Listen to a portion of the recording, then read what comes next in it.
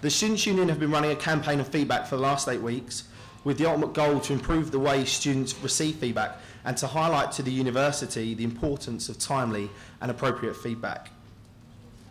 The initial ideas behind the campaign began when speaking to course representatives at our Students' Union Faculty Council.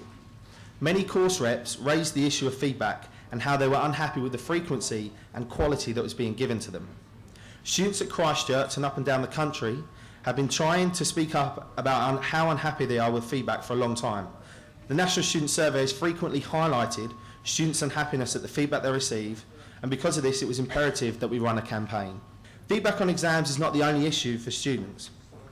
We're currently told stories about how long it takes for students to receive feedback on their assignments, with some waiting as long as up to 3 months. Receiving and acting upon feedback is essential for students to learn.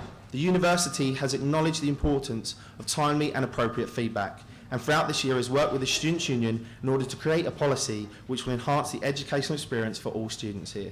Policy is currently working its way through the committees with success and will go on to Academic Board on the 1st of July. Hopefully lots of you will know that for the last 4 years, final year undergraduate students have been filling out the National Student Survey. Whilst overall, UK students have been very satisfied with the quality of teaching and learning they've had from their university experience, there have been aspects of what they've received which haven't been very good and haven't really improved over time. And probably the most significant of these areas of greatest dissatisfaction was that of the quality of feedback which was given to their assessment. 10 points that we considered that if institutions could implement them, that would bring about a better quality and a higher standard of feedback for learning and not just of learning, that it should be a continuous process. And thirdly, that feedback should be timely. Students should be able to know what the criteria upon which they're being assessed. It needs to be constructive. Legibility and clarity continues to be a problem. The provision of feedback on exams. There should be the opportunity for students to reflect back on their own work once they've handed it in, and also in a facilitated way to get other students to perhaps give comments on work. The final two are that feedback needs to be, and universities need to remember that feedback needs to be flexible to the different kinds of students that we have in higher education. I'm very grateful to have the opportunity today to take part in this debate. My role at Christchurch is to help the university to develop policy strategy, and around new policies, new ideas goes staff development, because the staff have to come to terms with whatever it is we're choosing to do. Ahead of the NUS campaign, the university had already identified that assessment was a big issue, and we've established what's called an assessment enhancement theme. So the NUS campaign, in fact, has been very timely, because it's really very supportive of thinking about how we need to change our practices. Your staff understand that you need timely feedback. So what goes wrong? Well, of course, the feedback doesn't come back in a timely fashion.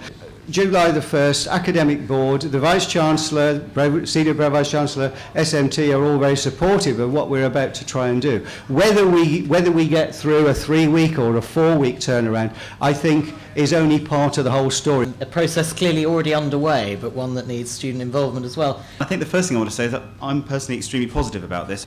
I think it's good that the university is making these moves, not just because it's in line with what the union is asking, but also because it's in line with what is being said in the wider sector, in the sort of research that's being done into learning and teaching and how it can be enhanced. Higher education institutions need to re-engineer their assessment practices in ways that are going to engage students and empower students and foster independent learning. If we want to bring about long-lasting and profound change, we need to build a consensus for all interested parties. Students do not always engage with the feedback that they are given. And I must admit that in my dismay, the thought crossed my mind that maybe I should produce my own batch of stickers that said something like, "Dude, why didn't you read the feedback I gave you last time?" And we know, again from the literature and from experience, that there are a lot of reasons why this might be. And clearly the staff have a responsibility. We know feedback, it's not always as timely as it could be, it's not always as constructive, it's not always as clear as it could be and should be. And as we've heard, the university is taking great pains to address this, and quite right too. So I'm pleased that the university is rising to that challenge.